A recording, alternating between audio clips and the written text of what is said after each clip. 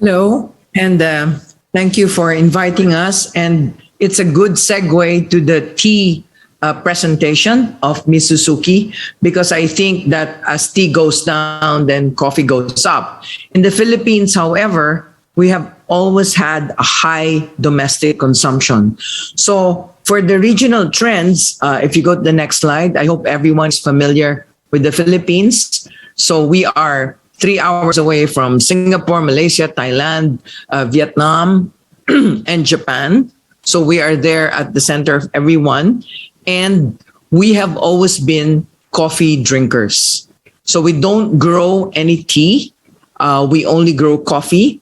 And next slide, please. We have a very high domestic consumption. In fact, our consumption, sorry, I didn't put it in the graphics, is about 130,000 metric tons a year of green coffee beans, while our production remains only about 30 to 35,000 metric tons. So you can tell that we are importing the difference, which is about 100,000 metric tons from Vietnam and Indonesia, mostly in the prepared 3-in-1 format.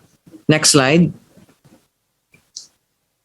We have 4 varieties of coffee. Just for the information of everyone, we want to use the acronym REAL, or R for Robusta, E for Excelsa, A for Arabica, and L for Liberica. We're one of the few countries that still grows all the 4 varieties. Next slide. Liberica, we call it Barako, or a wild boar. Liberica, which originated from Liberia, went to Malaysia and Ethiopia. In the Philippines, it's very close to our hearts. So although it occupies more land area than Robusta, we have a lot of people who are planting Liberica because it is as expensive as Arabica. So before, it used to be called like the brother or sister of Robusta, but now price-wise, it is like Arabica price levels. Next slide, please. So much so that because we produce so little, we only send nano lots, very small lots of Barako or Liberica to Europe and America. And recently, one of the importers in Switzerland featured it in their terroir line, which are small lots of single origin of coffee. And this one is the Liberica from the Philippines. Next slide. 3-in-1, very popular. That's why I'm saying Indonesia and Vietnam and Nescafe are the main brands that are still here. It is very convenient. So a lot of the C and D markets consume 3-in-1 coffee. Next slide.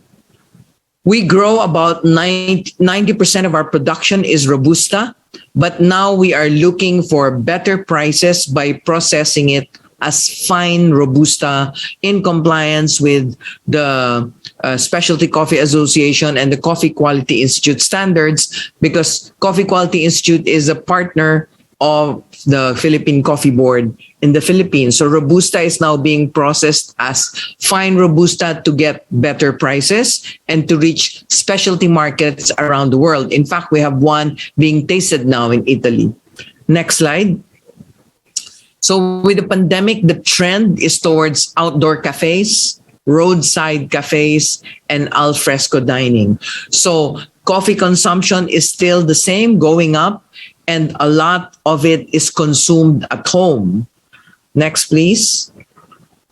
So what we're doing, because it's a small production, we are making sure it's of good quality. So different processing techniques. We have honey process, anaerobic maceration, a lot of different processing techniques to bring out different flavors and character of the coffee so that we can send them in small lots to different specialty roasters. And last but not the least, of course, last slide. In the Philippines, home brewing. Next slide. Home brewing is in fashion due to lockdowns and health protocols. So the consumption, even if cafes and restaurants closed, it was replaced by people brewing more and drinking more coffee in their homes. So on that note, you can always go to the Philippine Coffee Board website and in the Facebook.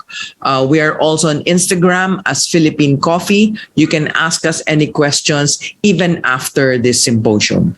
Thank you very much. I'm Pacita Juan from the Philippine Coffee Board. Thank you very much, Pacita Juan. That was a very